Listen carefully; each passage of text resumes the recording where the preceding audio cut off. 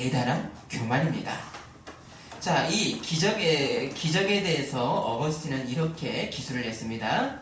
하나님은 자연을 거스르는 행동을 하시는 것이 아니라 오직 사람에게 알려진 한에 있어서 자연 질서를 거슬려서 행동한 것이 기적이다 라고 했습니다.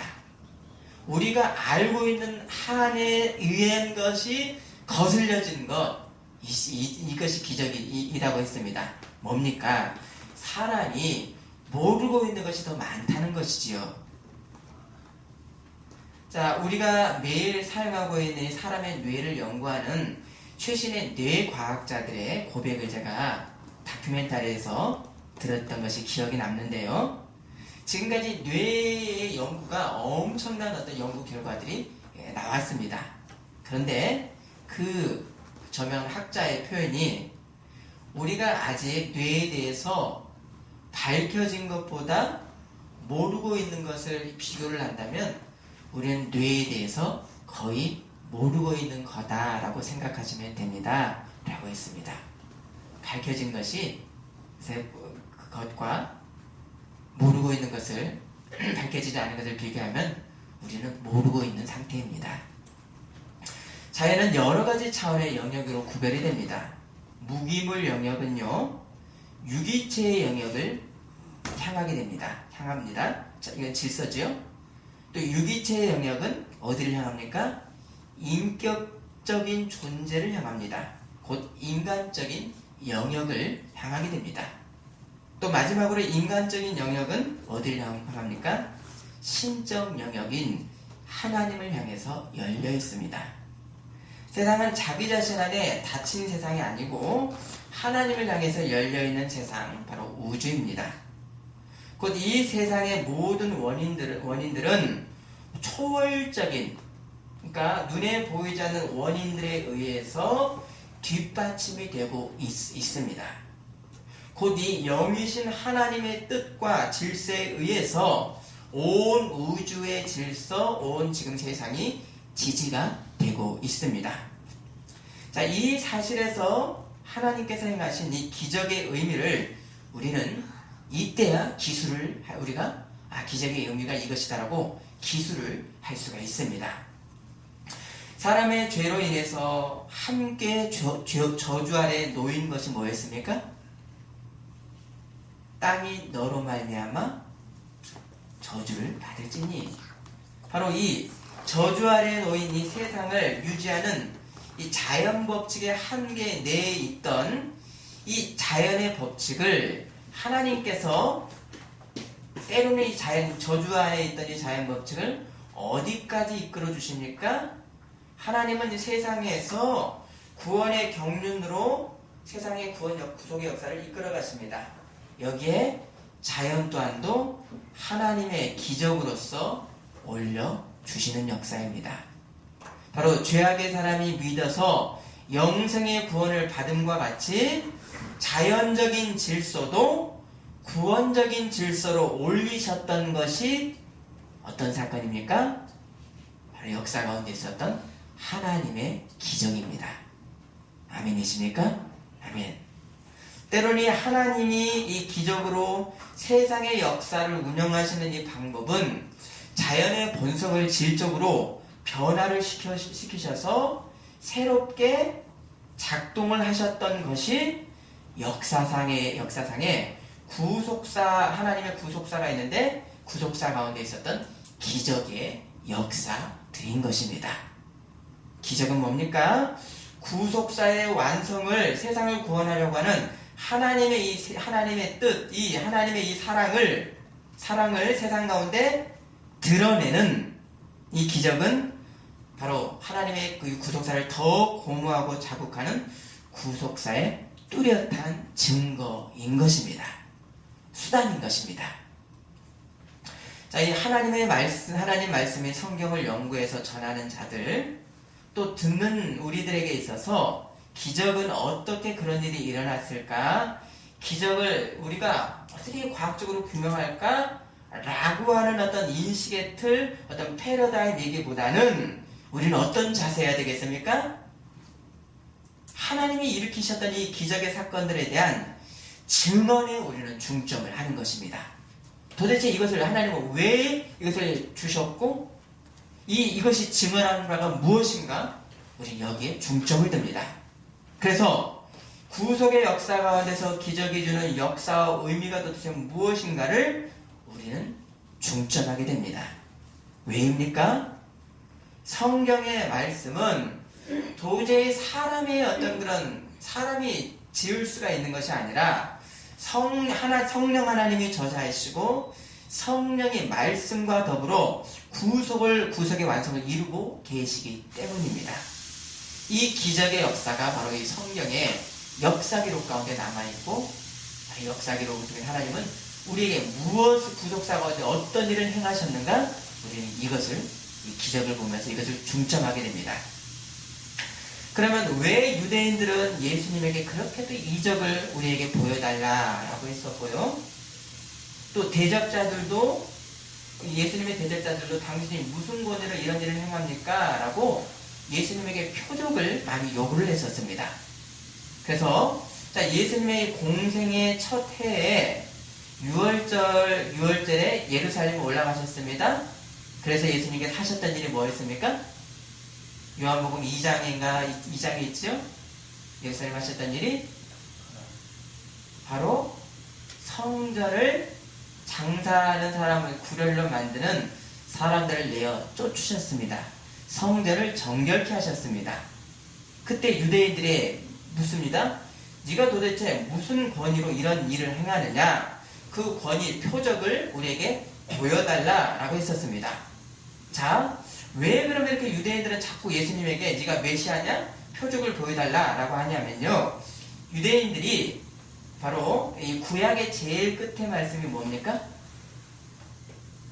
선지서 구약의 제일 끝에 말씀?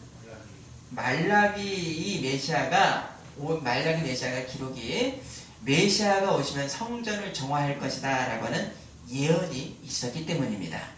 그래서 말라기 3장 1절 이하에 보면은 너희가 구하는 바 주가 갑자기 그의 성전에 임하시리니 그가 임하시는 날을 누가 당하리요? 그는 금을 연단하는 자의 불과 표백하는 자의 잿물과 같을 것이라 라고 해서 성전을 주가 임하시면 잿물과 같이 깨끗하게 하실 것이다 라고 했습니다.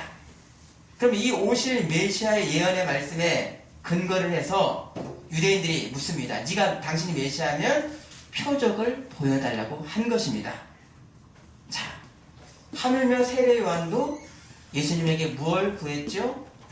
헤로데게 잡혀있을 때 제자를 보내서 오실 그이가 당신이십니까? 우리가 다른 일을 기다려야 됩니까? 그때 예수님이 뭐라고 하셨습니까? 당신이 행하셨던 이적들, 표적들을 말씀하셨습니다. 맹인이 보며 못 걷는 사람이 걸으며 나병한 자가 깨끗함을 받으며 못 듣는 자가 들으며 죽은 자가 살아나며 가난한 자에게 복음이 전파된다 하라. 마태복음 11장 5절입니다. 자, 이렇게 유대인들이 표적을 구하는 이유는 왜인가? 이스라엘의 나라의 시작에서부터 어떻게 시작됐습니까? 애굽 장자들이 다 죽을 때 이스라엘은 하나님의 이적으로 구원함을 받았습니다. 홍해를 건널 때 하나님의 이적 표적으로 이들은 구원함을 받았습니다. 이렇게 이적으로 세워진 나라였습니다. 그래서 고린도전서 1장 22절에 유대인은 뭘 구하죠? 표적을 구하고 헬라인은 지혜를 구합니다. 그랬을 뿐이면 나라의 기원 자체가 하나님의 이적에서부터 시작됐기 때문입니다. 모세가 호렙산에서 소명을 받았을 때 내가 하나님의 종이라는 것을 백성들에게 어떻게 증명하겠습니까? 라고 할 때 하나님께서 말씀으로 하신 말씀, 네가 지팡이를 던져라, 지팡이를 잡아라 했을 때 뭘로 변했습니까? 뱀으로 변했고요. 표적이죠. 또 옷에 손을 넣어봐라 했더니 나병에 걸렸다가 다시 넣고 뺐더니 깨끗함을 받았습니다.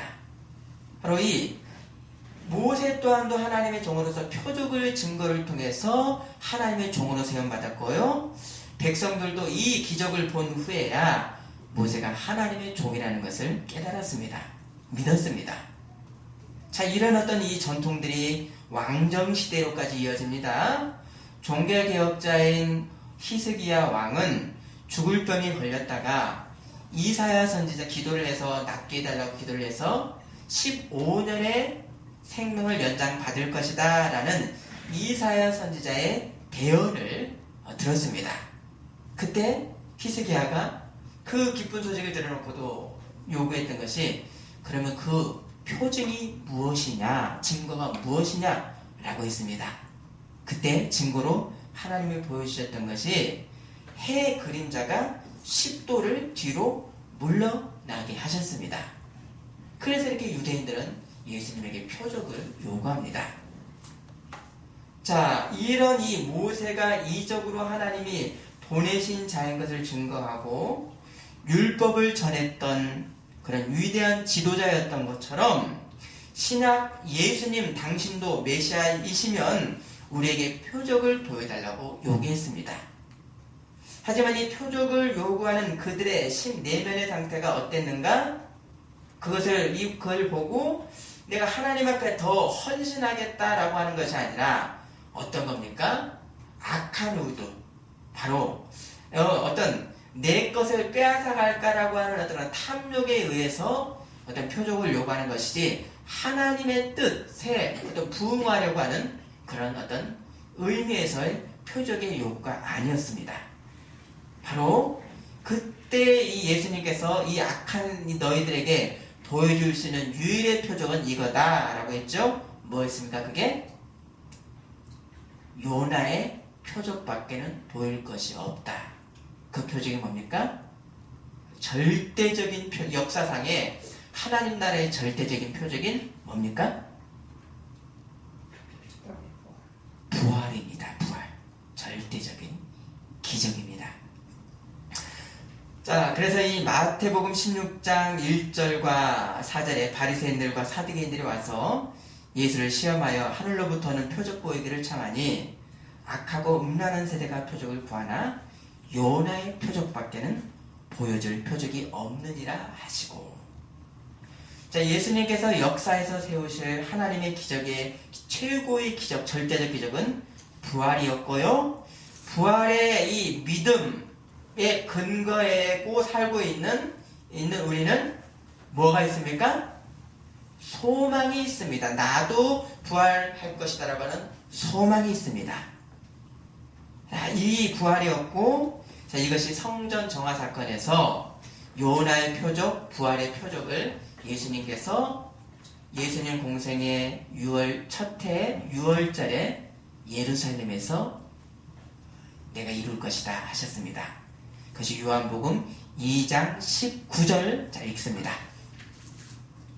요한복음 2장 19절입니다.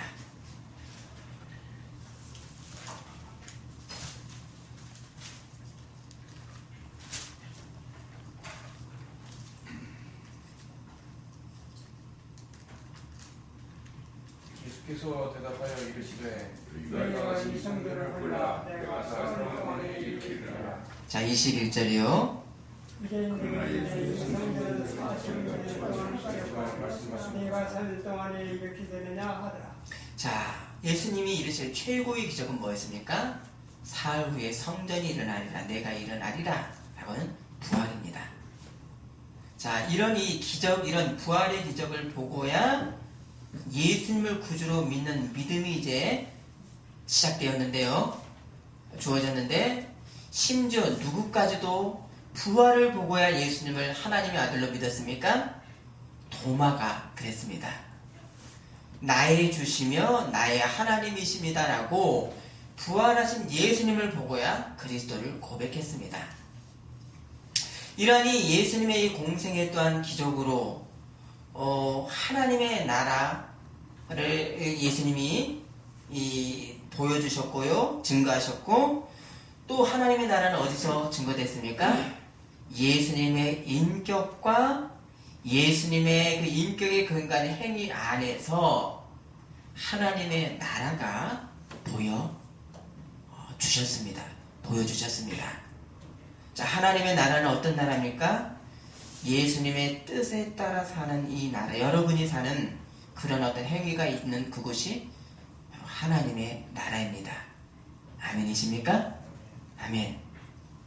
자, 이러한 예수님이 하신 것을 증언하는 그래서 예수님께서 하나님이신 것을 증언하는 그 말씀으로 요한복음이 이제 매듭을 짓는데요.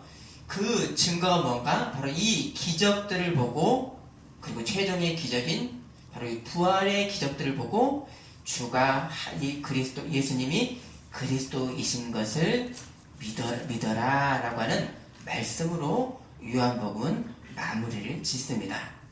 자, 요한복음 20장 30, 31절 봅니다.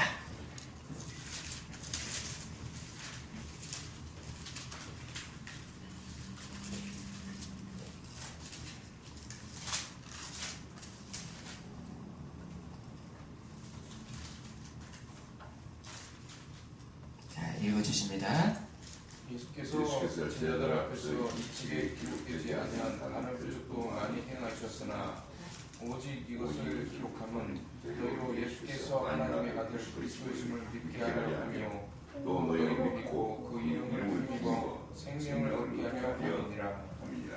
자, 예수님의 기적들, 최종의 기적 부활을 보고 그것을 믿고 주의 이름을 힘입어 생명을 얻게 하려 함이니라. 자, 여기에 이 요한복음은 예수님께서 행하셨던 이적들을 본 사람들에게 어떤 결과들이 나타났는지를 세세하게 요한복음은 전하고 있습니다. 자, 한번 우리가 이제 헤아려 보면요, 공생의 첫 기적으로 예수님께서 뭘 행하셨죠? 맞습니다. 가나의 혼인잔치에서 물로 포도주를 만드신 이적이 첫 번째 공생의 이적이었습니다. 그리고 둘째 이적으로 기록된 게 뭡니까? 맞습니다. 가나에서 가버나움에 있는 왕의 신하의 아들을 고쳐 주셨습니다. 말씀으로 치유하셨습니다. 자, 그것이 오늘 본문이죠. 4장 45절 읽습니다.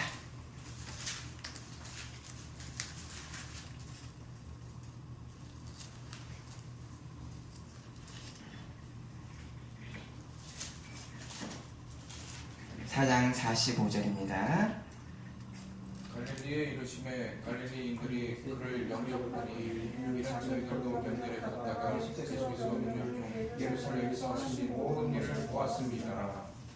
자, 46절도 있습니다. 예수께서 갈릴리 가나에 이르시니 저는 포도주로 만드신 것이라 왕의 신하가 있어 그의 아들이 무상에서 변했더니. 자, 이런 어떤 상황이죠. 자, 예수님은 어떤 그런 경로들을 통해서 다시 가나라고 하는 것에 가셨는가를 우리 한번 헤아려 보겠습니다. 자, 예수님의 공생애가 연세가 언제쯤 시작됐습니까? 젊으셔서 30살쯤에 시작을 하셨습니다. 그때 나사렛에서부터 이제 공생애가 시작됐죠. 나사렛에서 예수님께서 출발을 하셨습니다. 자, 우리 한번 나눠진 주거에 끼워진 이 간지를 한번 보시고요. 예수님 세례를 한번 보십니다.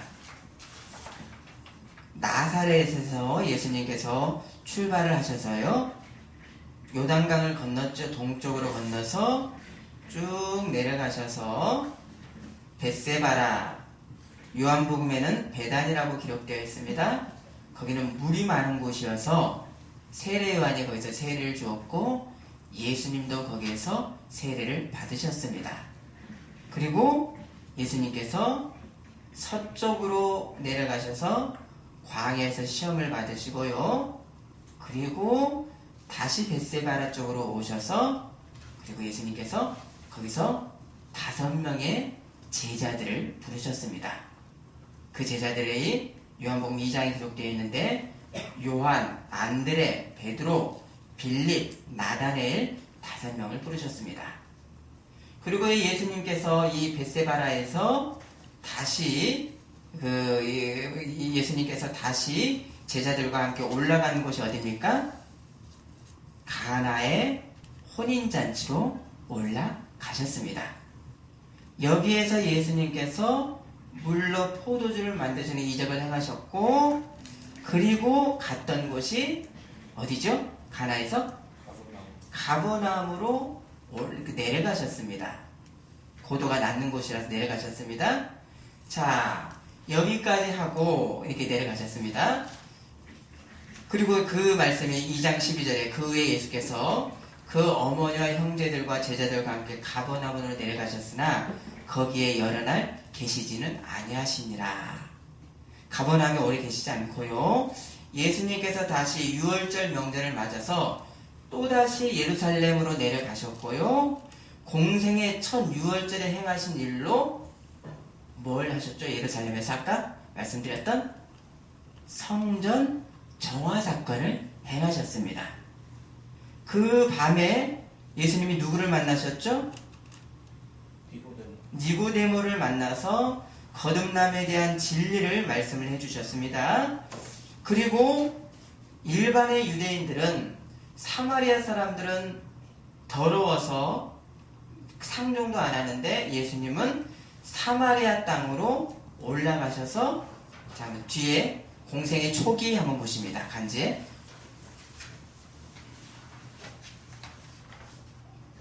예루살렘에서 수가성 사마리아 성으로 바로 올라가셨습니다. 그래서 어디로 가셨죠? 수가성에서, 여기서 수가성에서 사마리아인을 만나고 영과 진리의 예배에 대해서 말씀을 해주시고 그 다음에 가나로 올라가셨습니다. 여기까지가 예수님의 이 경로이고, 이것이 약 1년 정도의 예수님의 행적, 어떤 그런 경로의 모습입니다. 자, 이 예수님이 1년여의 이 전도 여행을 하시고 다시 북쪽인 이 갈릴리에 오셨을 때 상황이 45절에 갈릴리에 이르심에 갈릴리인들이 그를 영접하니 이는 자기들도 명절에 갔다가 예수께서 명절 중 예루살렘에 사신 모든 일을 보았습니다라. 자, 이미 예수님이 예루살렘에서 행하셨던 일들을 봤었던 갈릴리 사람들을 예수님을 어떻게 했다는 겁니까? 믿고, 어떤 수준인지는 모르지만 믿고 신뢰를 했다는 겁니다. 기적을 보고요. 그리고 뒤에 갈릴리로 오신 예수님을 환영을 했습니다. 이들이 무엇을 봤는지는 모르지만 이미 예수님의 말씀과 표적을 통해서 예수님에 대한 남다른 자세를 가졌었습니다. 자, 이 소식이 왕의 신하에까지 전해졌고 이 사람의 아들이 중병으로 죽어가고 있었습니다. 곧 이 왕의 신하는 사람들의 이야기를 들은 것을 기초를 해서 바로 예수님에게 찾아갔습니다. 소문을 듣고 찾아갔습니다. 그러면 왕의 신하가 있었던 곳이 어디지요? 46절에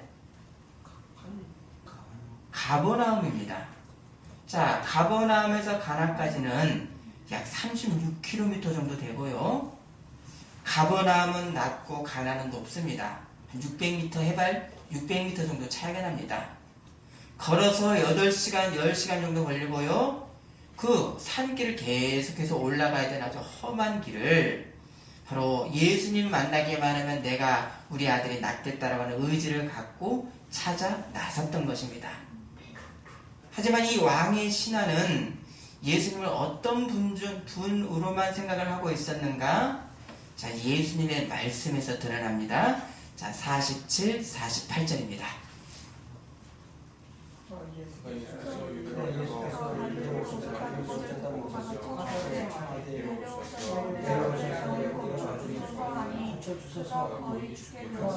거의 죽게 되었습니다. 예수께서 이르시되 너희는 표적과 기사를 보지 못하면 도무지 믿지 아니하리라.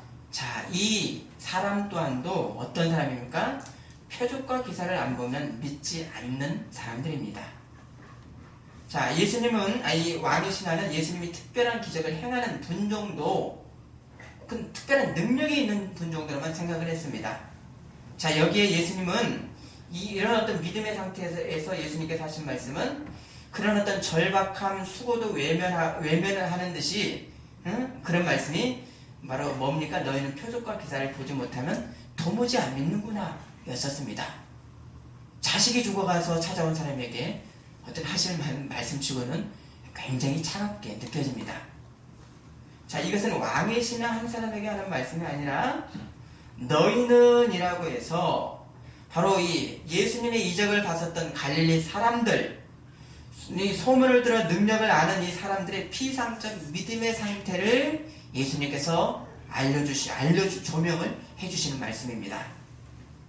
자, 이것이 우리들에게도 의미가 있는 바는 우리 성도가 어떤 특별한 기적을 기초한 믿음이 있다면, 어떤 특별한 기적에 기초해서 믿음이 있다면 그것을 예수님께서는 신뢰하지 않는다고 하는 의미입니다.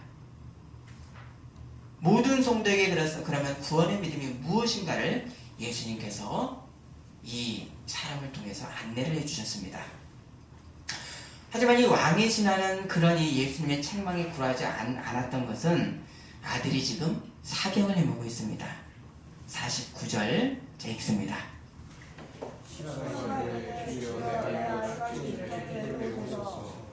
자, 가나의 혼인잔치에서도 예수님의 어머니 마리아도 간증이 거절당했습니다. 여자의 그것이 나와 무슨 상관이 있나이까? 그래도 마리아는 굴하지 않고요, 너에게 무슨 말씀을 하시든지 그대로 하라 라고 했습니다. 왕의 신하도 아주 집요하죠. 집요하게 예수님께서 가버나움으로 오셔야 됩니다 라고 강청을 했습니다. 이제 이 사람의 이 피상적 믿음을 구원의 믿음으로 끌어올려 주시기 위해서 예수님께서 이제 기적을 행하십니다. 어떤 기적인가? 자, 50절입니다. 예수께서 이르시되 가라 내가 너를 찾아왔다 하시니 그 사람이 예수께서 하신 말씀을 믿고 가더니. 자, 기적이 어디서 나타났습니까? 무엇으로요? 함께 하심으로 일어났습니까? 말씀으로 기적이 일어났습니까? 말씀으로 일어났습니까? 병의 치유는 예수님의 공간으로 함께 계셔서 일어나는 것이 아니라 바로 권세 있는 말씀에 근거하는 것을 예수님께서 증거로서 그에게 보여주셨고, 역사로 보여주셨고, 그 아비는 그 말씀을 믿고 가버나움으로 내려갔습니다. 자, 왕의 신하의 처음 믿음의 상태는 주님이 가주셔야만 병이 낫겠습니다 라고 하는 표적과 이적만을 구하는 그런 믿음에서 이제는 어떤 믿음의 상태로 변했습니까? 어떤 믿음의 상태? 주의 말씀을 믿는 상태입니다. 시각적 차원에서 청각적 차원, 주의 말씀을 믿고 순종하는 사람으로 변했습니다. 그 사람이 예수께서 하신 말씀을 믿고 가더니. 자, 예수님의 이 병 고치는 것은 의사처럼 병 고치는 것만을 의도하지 않습니다. 기독교는 뭡니까? 이 땅에 기도로 병 낫고 돈 많이 벌고 하는 현상적 종교가 아닙니다. 아멘이십니까? 물론 낫습니다. 그러나 거기서 멈추는 종교가 아닙니다. 기독교는 뭡니까? 어떤 목적을 합니까? 영생을 주는 구원의 길입니다. 바로 이 길로서 예수님을 주님으로서 온전히 신뢰하고 주님의 말씀을 따르는 건실한 믿음의 사람으로 예수님이 바로 인도해 주시고요, 바로 지금 성령께서 우리를 인도해 주십니다. 육체의 병이 나은 것으로 멈추질 않고 너의 죄의 사함을 받았느니라, 일어나 걸어라 가라, 병의 치유와 더불어서 영생의 믿음을 주시는 구원자 예수님이십니다. 아멘이십니까? 아멘. 죽어가는 이 아들을 말씀으로 살리셨던 주님의 기적을 보면서 우리가 새삼스럽게 다시 확인하는 것이 여러분 무엇입니까? 한번 헤아려 보십시오. 마음속으로. 말씀으로 살리셨던 주님의 기적을 보면서 무엇을 헤아립니까? 치유받은 아들도요, 2000년 전이니까 결국 어떻게 됐겠습니까? 생에 다해서 죽었고요. 아버지 왕의 신하도 아버지인 왕의 신하도 죽었습니다. 하지만 이들이 알고 있어 그 말씀을 믿음으로 치유받은 것을 통해서 어떤 경지로 단계에 올라갔고, 또 우리들도 알고 있는 게 뭡니까? 모든 인생이 병에 걸려 죽는 것이 현실이지만 예수님의 말씀을 믿는 사람, 예수님을 믿는 사람에게는 병과 죽음이 뭐라는 겁니까? 한 과정일 뿐이라는 겁니다. 아멘이십니까? 아멘. 과정입니다. 영생을 가는 하나의 관문일 뿐입니다. 우리는 주님의 말씀으로 다시 일어나는 재창조된 영생의 존재인 것을 알고 있는 바로 믿음의 사람들입니다. 우리는 예수님의 말씀을 통해서 영생을 얻었습니다. 아들이 살았다는 말씀을 믿고 돌아갔던 왕의 신하가 가는 중간에 종을 만났습니다. 그리고 소식을 들었습니다. 아버지는 그래도 아들이 자연적으로 혹시나 낳은 것인지 정말 주님의 말씀으로 낳은 것인지에 대한 질문을 했습니다. 자, 52절 읽습니다. 그러나 시작을 누르지 어디에 주님을 자, 몇 시나냐? 이게 7시. 지금 시간으로 하면 유대 시간은 7시, 지금 시간은 플러스 6, 오후 1시입니다. 자, 이 이야기를 통해서 왕의 신하가 다시 확인하게 된 것은, 또 우리도 알고 있는 것은, 예수님이 말씀으로 죽음에 이르렀던 아들을 재창조하셨다는 것을 알았습니다. 53절, 그 믿음의 결과로 어떤 일이 났는가? 53절, 그의 아버지가 예수께서 내 아들이 살아있다 말씀하신 그때인 줄 알고 자기와 그 온 집안이 다 믿으니라. 여기가 이제 구원의 믿음입니다. 자, 우리말 성경에는 동일한 믿음으로 지금 기록이 되어 있습니다. 그런데 그 등급은 다릅니다. 처음 왕의 신하의 믿음은 갈릴리 사람들의 말을 통해서 예수님을 기적을 행하는 분으로 정도로만 믿었습니다. 하지만 그 믿음이 피상적인 믿음이었고, 심지어는 지금도 종교라고 하는 이름을 빌린 사람들의 탐욕의 어떤 수준의 믿음으로 합니다. 내가 믿으니 주실 것이다. 내가 믿으니 뭘 이루어 주실 것이다. 라고 하는 어떤 하나님의 뜻과는 상관없이 내 어떤 야망만을 두고 하는 어떤 그런 어떤 종교적 우상 숭배를 믿음이라고 착각을 하기도 합니다. 이 상태에서, 이것은 온전한 믿음이 아니죠. 이 상태에서 이 왕의 신하는 어디까지 갔는가? 주의 말씀을, 기적을 보고 믿는 믿음이 아니라 주의 말씀을 믿고 순종해서 내려갔습니다. 그리고 결국에는 주의 말씀만이 사람을 새롭게 창조하신다는 것을 알고, 죽은 사람을 살리신다는 것을 알고는 예수님을 구주로 믿는 전적 믿음을 얻었습니다. 이적과 기사를 보지 않고도 주의 말씀을 믿는 신앙, 하나님만이 나의 영원한 상급이 되는 구원의 믿음으로 예수님께서 이끌어 주셨습니다. 이 역사적 사건을 바로 지금 성경에 기록하셔서 이 사건을 보는 우리들에게도 구원의 믿음에 대해서 하나님이 말씀하십니다.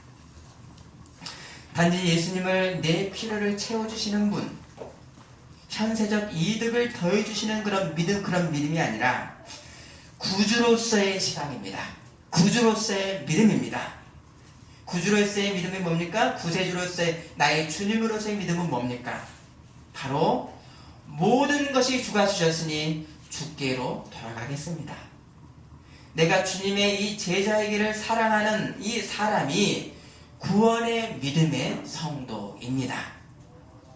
가나의 혼인잔치의 이적, 왕의 신하의 아들을 말씀으로 치유하셨던 이적, 38년 된 베데스다의 환자를 치유하셨던 그 이적들을 통해서 예수님은 단순히 병을 고치는 그런 이적가가 아니라 바로 당신이 오직의 영생의 길이라는 것을 믿어라 라고 하는 믿음으로까지 가도록 바로 이적을 어떻게 하셨습니까? 기적을 수단으로 사용을 하셨던 것입니다. 아멘이십니까? 아멘. 기적을 통해서 주의 말씀을 온전히 믿는 영생을 받는 수단으로 기적을 사용하셨습니다. 너희는 표적과 기사를 보지 못하면 도무지 믿지 아니하리라. 이적의 신비와 개인적 어떤 이익들을 통해서 신앙이들이 추구하는 것이 복이 아니라 절대의 복이 무엇입니까? 곧 주의 말씀을 믿고 우리의 전 인생에 주의 말씀에 순종해 나아가는 것, 이것이 바로 구원의 믿음이요 우리 성도의 지복의 길인 것입니다. 요한복음 2자 이 믿음이 무엇인지 또 이적을 통해서 예수님께서 다시 한번 확증을 해주셨습니다. 또 다른 이적을 통해서 말씀하십니다. 자, 요한복음 5장 24절 보십니다. 내가 진실로 너희에게 이르노니 내가 듣고 아버지가 말씀하시는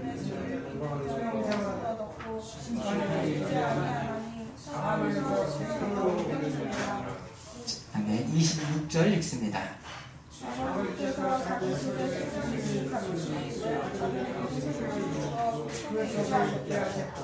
아멘.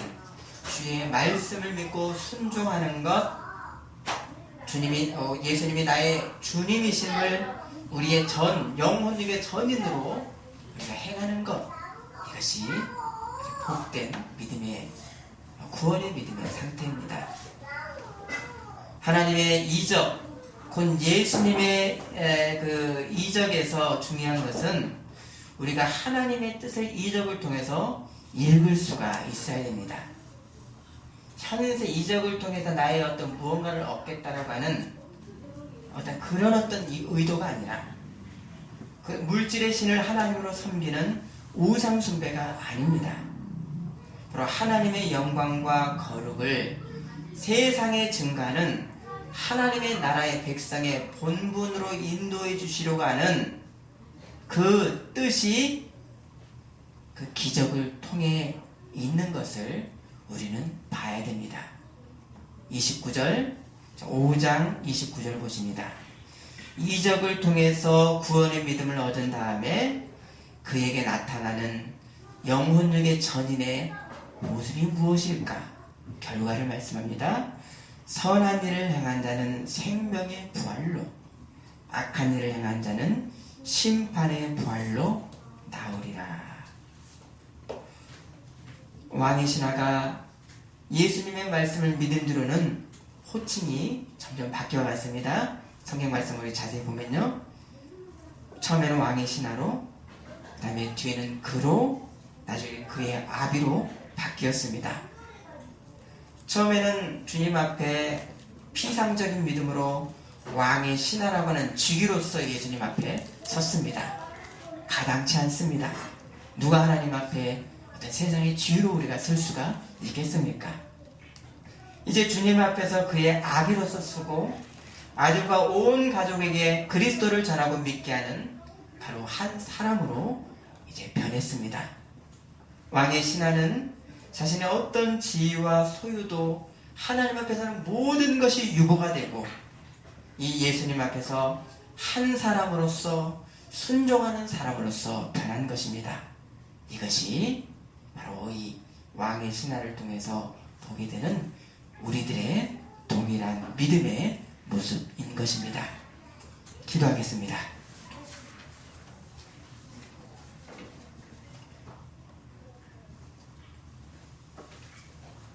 하나님, 이 세상의 자연의 질서는 우리가 다 모르고 이 타락한 이 세상의 질서를 구속의 역사, 기적의 역사로 하나님께서 인도하여 주셔서 하나님 우리를 이 기적을 통해서 믿게 하셨습니다. 우리가 예수님을 믿는 것, 이것이 기적의 역사이고 성령 역사의 시작입니다. 이 기적을 통해 시작된 우리의 이 생이 이 기적에 합당한 우리의 삶이 될 수 있도록 온전히 주님을 주로서 섬기는 우리의 전인의 모습이 나타날 수 있도록 우리를 인도하여 주옵소서. 예수님의 이름으로 기도드립니다. 아멘.